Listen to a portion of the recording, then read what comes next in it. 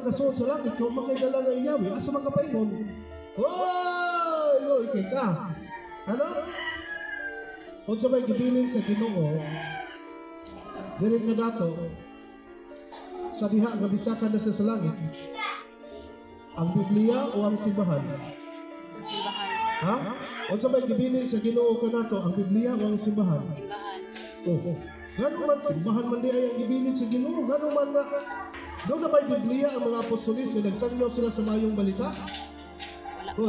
Hoy, Wala. nabay Biblia nga gibilin sa Ginoo para isanyo may balita? Wala pa. Wala pa, oy. Tuwing sinto ba'y may panahimo sa simbahan ang Biblia? Sabot pa sabot ang simbahan na mo'y gahimo sa Biblia. Di ba? Sa wala pa ang mga apostolis buwanto sa kalibutan aron magsanyo sa may balita. Nagsaulog na sila sa Santos sa Misa. Wala pa'y Biblia. Ha?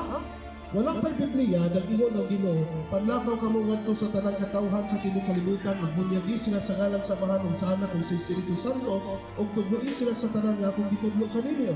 Samot pasabot mga igsoon nga, sa wala pa sila, wala pa'y Biblia, naanay pagpamunyan. Sa wala pa'y Biblia, doon na Santos na Misa. Di ba? So ayaw mo pakig-ingon, nga ang Biblia mao'y makaluwas ninyo dili. Kung dili, ang simbahan mao'y makaluwas ka ninyo. Kaya naa sa simbahan ang 7 ka sakramento ang hinungdan para sa inyong kaluwasan. Klaro ninyo?